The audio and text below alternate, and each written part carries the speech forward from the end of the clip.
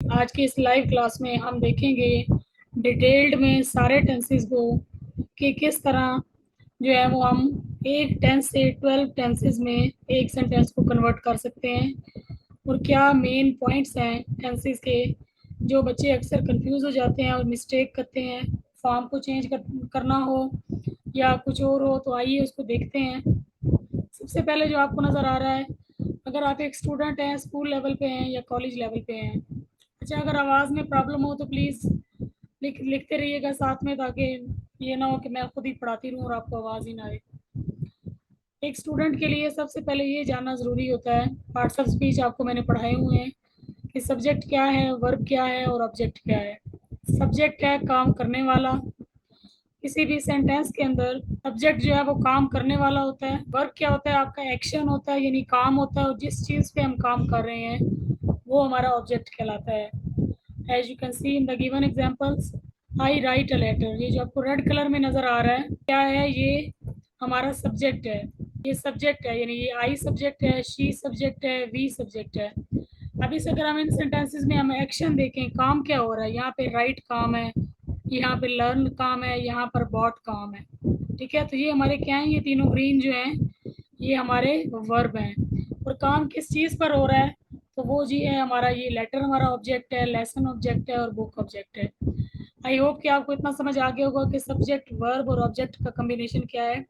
English में जब हम सेंटेंसेस बनाते हैं टेंसेस को लेकर तो मोस्टली हम इसी को फॉलो करते हैं, subject plus verb plus object. और कल की क्लास में हमने देखा था कि जब हम पैसिव वॉइस बनाते हैं तो हम इस तरतीब को उल्टा कर देते हैं और ऑब्जेक्ट ऑब्जेक्ट को बाहर ले आते हैं और सब्जेक्ट हमारा एंड पर चला जाता है। समझ आ रही है सबको? अब अगर हम ये देखें तो ये हमारा टेंस चार्ट है। टेंस चार्ट क्या है? टेंस चार्ट क्या होता है कि एक सेंटेंस को आप मुख्तलिफ ज़मानों में जो है वो कन्वर्ट कर देते हैं। सबसे पहले मैं एक्सप्लेन करूँ प्रेजेंट क्या है। आज की डेट, आज का दिन प्रेजेंट है, जो कल गुजर गया वो पास्ट है, जो अभी आने वाला है वो हमारा फ्यूचर है। तो अगर हम जब हम प्रेजेंट के टेंसेस को देखते हैं तो ये हमारे 4 टेंसेस हैं प्रेजेंट के। अगर आप अपनी डेली रूटीन बता रहे हैं तो आप यहाँ पे first form of verb use करते हैं और आप कहते हैं आई गो टू स्कूल। और जब आपने इसका नेगेटिव बनाना होता है, जहाँ पे आपको ये मेरा हाईलाइटर नज़र आ रहा है, यहाँ पे जब आपने इसको नेगेटिव बनाना होता है तो आप इसमें डज नॉट और डू नॉट का इस्तेमाल करते हैं। I do not go to school, do I go to school. जब हम कंटिन्यूस में आते हैं तो हम आई एन जी लगाते हैं और हम कहते हैं कि मैं स्कूल जा रहा हूँ। ऐसे जुमलों में रहा का लफ्ज़ आता है और जो इंडेफिनेट है वो हमारा डेली रूटीन को बताता है। I am going to school, मैं स्कूल जा रहा हूँ। एम से हमें पता चला कि ये प्रेजेंट कंटिन्यूस टेंस है और आई एन जी से पता चला कि इस जुमले के अंदर रहा रही का जिक्र कहीं ना कहीं है। इसका नेगेटिव बनाना बहुत ही आसान है, आप लिखते हैं I am not going to school, am I going to school. तो ये हमारे क्वेश्चन है। जब भी कोई काम मुकम्मल हो जाता है तो वो बन जाता है परफेक्ट। अब ये हमारा कौन सा टेंस है, ये हमारा प्रेजेंट परफेक्ट टेंस है। ऊपर से देखें, नंबर 1 पे क्या था, प्रेजेंट इंडेफिनेट, आपको मेरा हाईलाइटर भी नज़र आ रहा है। नंबर 2 पे क्या है, प्रेजेंट कंटिन्यूस टेंस। नंबर 3 पे प्रेजेंट परफेक्ट टेंस, यानी जब हमारा काम जो है वो मुकम्मल हो चुका है। I have gone to school, मैं स्कूल जा चुका हूँ, काम मुकम्मल हो गया। काम क्या था, जाना, जाने का काम मुकम्मल हो गया। अच्छा जी, जब हमारे पास टाइम आ जाता है, मे बी आप कहते हैं मैं 10 मिनट से स्कूल जा रहा हूँ या आप वैन में हैं, तो आप इसमें ऐसे जुमलों में हम कहते हैं I have been going to school. या हो सकता है आप 5 सालों से स्कूल जा रहे हो, पढ़ रहे हैं, ज़ाहिर है आप कई साल स्कूल जाते हैं। तो ऐसे जुमलों में जब हमारे पास टाइम की लिमिट आ जाती है, कई दिनों से, कई माह से, चंद सालों से, तो ऐसे जगह पे हम लगाते हैं I have been going to school. ये हमने कवर किए प्रेजेंट के 4 टेंस। आई होप कि आपको इनकी समझ आई होगी। अगर आपको समझ नहीं आई तो मेरे ही चैनल पे डिटेल्ड वीडियो मौजूद है, जो मैं आई बटन पे भी लगा दूंगी बाद में। उसमें आप प्रेजेंट इंडेफिनेट को और पास्ट इंडेफिनेट को, कि जो ज़्यादातर इस्तेमाल होते हैं, उनको डिटेल में मैंने एक्सप्लेन किया हुआ है, उनको देख लें। अब हम आते हैं पास्ट की तरफ। पास्ट क्या है, जो दिन आपका कल गुजर गया। आप डेली रूटीन में तो कहते हैं, यहाँ पे इस खाने में देखें, मैं इसलिए बार बार अपने कर्सर को भी मूव कर रही हूँ। मैं स्कूल जाता हूँ, ये डेली रूटीन है, अभी गुजरा हुआ कल है, यानी जो कल का दिन गुजर गया। मैं स्कूल गया, अब यहाँ पे आप ये नहीं कहते मैं स्कूल जाता हूँ, यहाँ पर हम कहते हैं मैं स्कूल जाता हूँ। यहाँ पर हमने क्या कहा, मैं स्कूल गया। हाँ जी, समझ आ रही है आप लोगों को? प्लीज लिखते रहें, अपने कमेंट करते रहें, ताकि मुझे पता चले कि जो मैं पढ़ा रही हूँ वो आपके ऊपर से तो नहीं गुजर रहा ना। अगर आप ये कहें पास्ट में मैं स्कूल जा रहा था, I was going to school.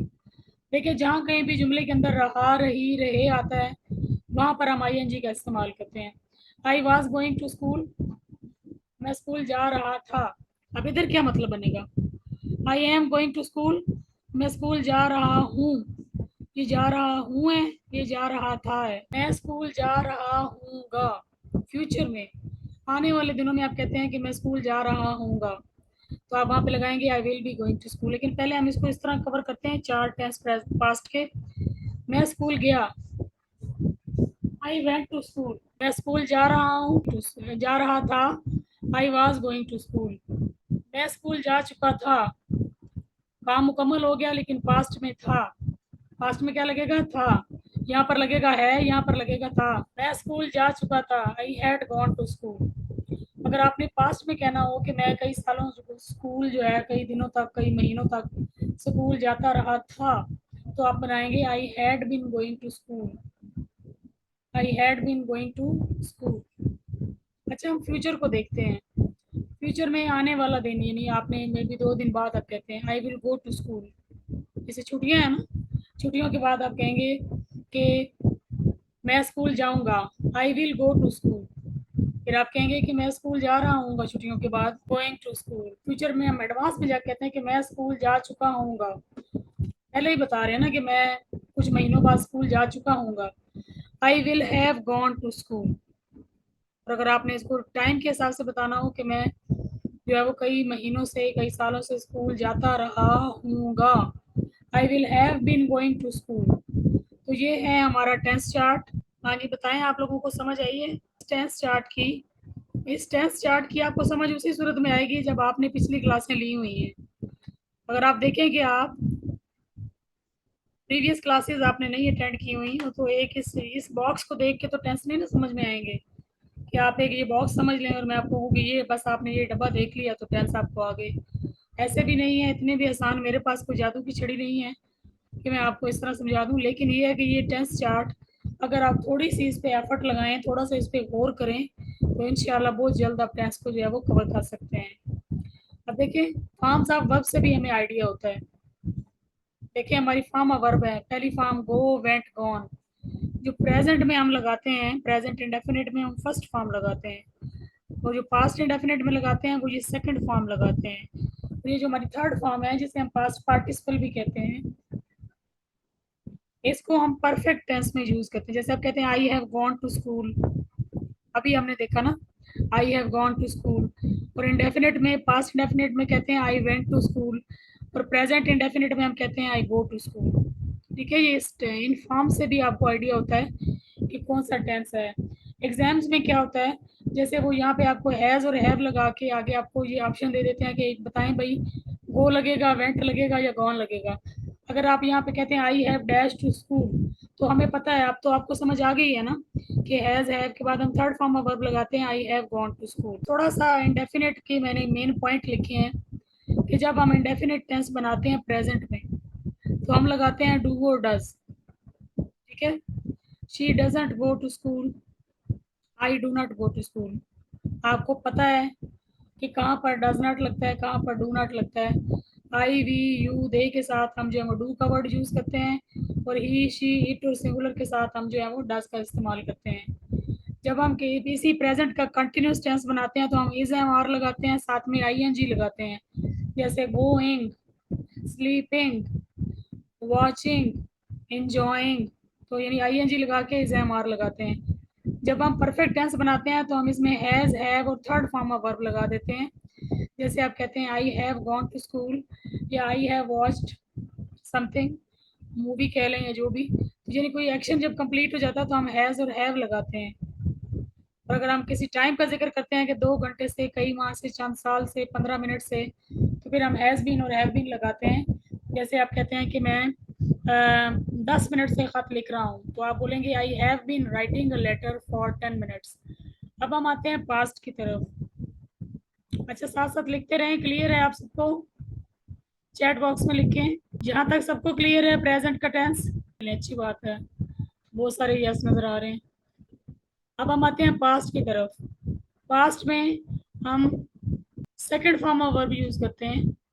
जैसे कि आपने अगर कोई काम किया है तो आप बोलेंगे आई डिड माई होमवर्क। मैंने अपना होमवर्क कर लिया। यहाँ पे क्या होगा, मैं होमवर्क करता हूँ। ठीक है। और जब हम नेगेटिव बनाते हैं या क्वेश्चन बनाते हैं तो हम डिड नॉट लगाते हैं और डिड को बाहर ले आते हैं तो हमारा पास्ट इंडेफिनिट बन जाता है। ये जो रूल है ये सबसे ज़्यादा इंपॉर्टेंट है। ये आपको ये इस पेज को भी याद रखें। ये देखिए, इसका स्क्रीनशॉट ले लें। और जो है वो, और जब हम इसका कंटिन्यूस टेंस बनाते हैं तो हम उसमें वाज और वर का इस्तेमाल करते हैं।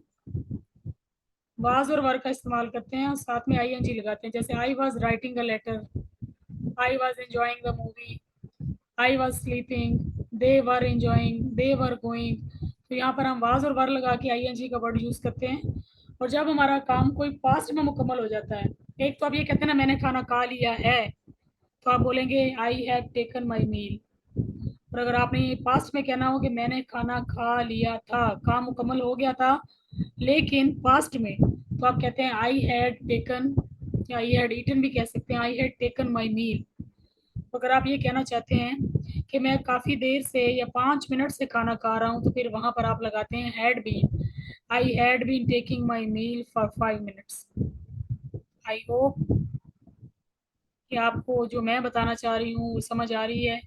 इस चार्ट का मतलब ही यही है कि आपको सारे टेंसेस के हेल्पिंग वर्ब भी नज़र आए और आप जो है वो उनको अच्छे से समझ लें। अब हम आते हैं फ्यूचर की तरफ। फ्यूचर में क्या होता है? Future indefinite. फ्यूचर इंडेफिनिट में हम लगाते हैं विल और शैल। ठीक है।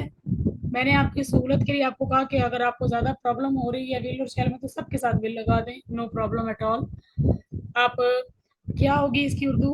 उर्दू या हिंदी में हम कहते हैं कि मैं वो काम करूँगा, स्कूल जाऊँगा, खाला के घर जाऊँगा, बाजार जाऊँगा, ये करूँगा, वो, everything is in ending in the word गा गी गे। ये काम करूँगा तो आप कहते हैं I will go to school, she will enjoy the party. ठीक है। तो इसी तरह जब हम इसका आईएनजी बनाते हैं, कंटिन्यूअस टेंस बनाते हैं, तो हम कहते हैं शी विल बी एंजॉइंग, वो बड़ा एंजॉय कर रही होगी। मेरी अम्मी खाना पका रही होंगी, my mother will be cooking. ठीक है। अच्छा जी, वो खत लिख रही होगी, मेरे लफ्ज़ों को गौर करें, वो खत लिख रही होगी, रही भी है और गागे गी भी है। इट मीन्स कि फ्यूचर भी है और कंटिन्यूस भी है। तो हम लिखेंगे I will be writing a letter या शी विल बी और आगे first form of verb plus I N G. जब कोई काम हम फ्यूचर में कंप्लीट कर लेते हैं, जैसे हम कहते हैं कि चंद महीनों बाद में भी, मैं आपको कहूँ कि देखें अगले हफ्ते तक आप ना सारे टेंस सीख चुके होंगे। चलिए यही एग्जांपल ले लेते हैं, कितने मज़े की एग्जांपल है ना। आप इस एग्जांपल से जो है वो आपको ज़्यादा अच्छे से समझ आएंगे। मेरे सारे स्टूडेंट्स इस फ्री जूम क्लास के ज़रिए टेंसेस सीख चुके होंगे।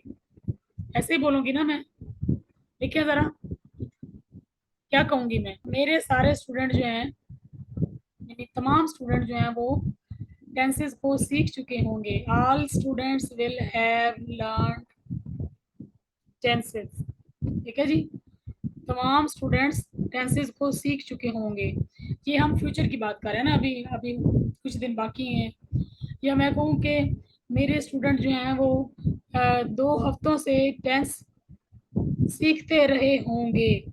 ये ख्याली सिचुएशन है, जैसे कल्पना करते हैं हम कोई, जो है ना एक वो, क्या कहना चाहिए वर्ड, जब हम कोई काम के बारे में सोच के बताते हैं ना कि ऐसा होता हो रहा होगा या तो वहाँ पे फिर हम विल हैव बीन का यूज़ करते हैं। कि मेरे, जैसे अम्मी, आपकी अम्मी हॉस्टल में आप हैं और अम्मी कहेंगी मेरी बेटी जो है ना वो काफ़ी देर से पढ़ती रही होगी। बेटी ने चाहे पढ़ा ही ना हो, तो my daughter will have been studying. ठीक है, फॉर फ्यू आवर्स। तो ये हमारे, ये जो हमारा टेंस है इसका स्क्रीनशॉट भी आप ले लीजिएगा बाद में, अभी नहीं।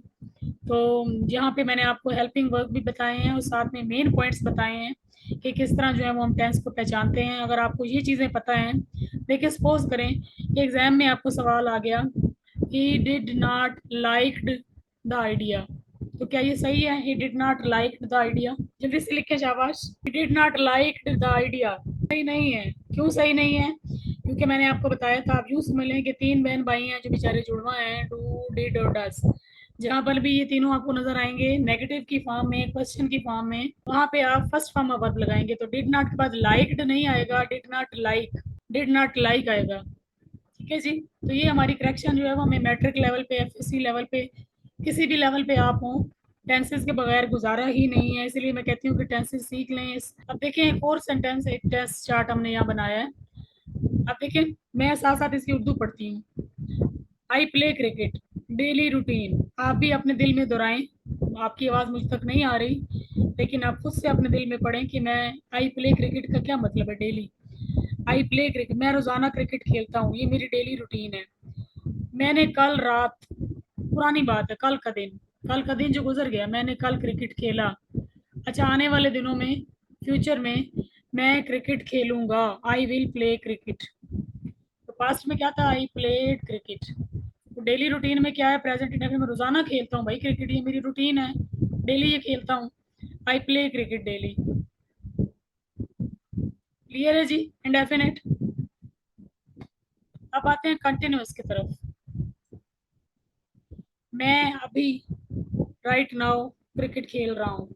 अभी मैं क्रिकेट खेल रहा हूँ। प्रेजेंट भी है, कंटिन्यूस भी है, रहा भी है, और साथ में प्रेजेंट भी है। तो लगेगा इज एम आर लगेगा, और साथ में हम आई एन जी लगाएंगे, आई एम प्लेइंग क्रिकेट। जब हम पास्ट में जाते हैं तो हम वाज वर लगाते हैं और आई एन जी लगाते हैं। I was playing cricket at the same time yesterday. कल जो है वो मैं क्रिकेट खेल रहा था। रहा था, रहा भी है और था भी है। आई विल बी प्लेइंग क्रिकेट, मैं आने वाले कल में, जो भी आना है कल, उसमें क्रिकेट खेल रहा हूँगा। विल बी प्लेइंग, खेल रहा हूँगा, अभी खेला नहीं है, वैसे प्लानिंग बता रहा हूँ कि मे बी 2-3 दिन बाद मैं क्रिकेट खेल रहा हूँगा। जब हमारा कोई काम कंप्लीट हो जाता है तो हम कहते हैं मैं क्रिकेट खेल चुका हूँ। Present. I have played cricket, मैं क्रिकेट खेल चुका था। I had played cricket. और आगे क्या है? मैं क्रिकेट खेल चुका हूँगा। यहाँ पे भी हमने खेला नहीं है, फ्यूचर है। ये सारा बॉक्स जो है ये फ्यूचर है, अभी हमने खेला नहीं है। हम वैसे बता रहे हैं कि मैं, यानी मे बी 3-4 दिन तक जो है हमारा कोई मैच है, और मैं बाद में बताऊंगा कि मैं वहाँ पर जो है वो क्रिकेट खेल चुका हूँगा। I will have played cricket. अच्छा जी, अगर आपने कहना 2 घंटे से, टाइम आ गया ना, जहाँ कहीं भी आपको रहा रही के साथ टाइम नजर आ जाए, तो वहाँ पे आप लगाएंगे I N G. I have been playing cricket for 2 hours. Past में हम करेंगे I had been playing cricket for 2 hours. मैं 2 घंटे से क्रिकेट खेलता रहा था। मैं 2 घंटे से क्रिकेट खेलता रहा हूँगा। I will have been playing cricket for 2 hours. काम तो देना है, फारिग थोड़ी भी छोड़ना है। काम ये है कि आप, ये जो वर्ड है मैंने दरम्यान में से स्टार्ट किया है। तो आज की क्लास यहीं तक थी। आई होप कि आपको कुछ वैल्यू मिली होगी, कुछ आपने नया सीखा होगा। अगर सीखा हो तो मेरे लिए दुआ कर दीजिएगा।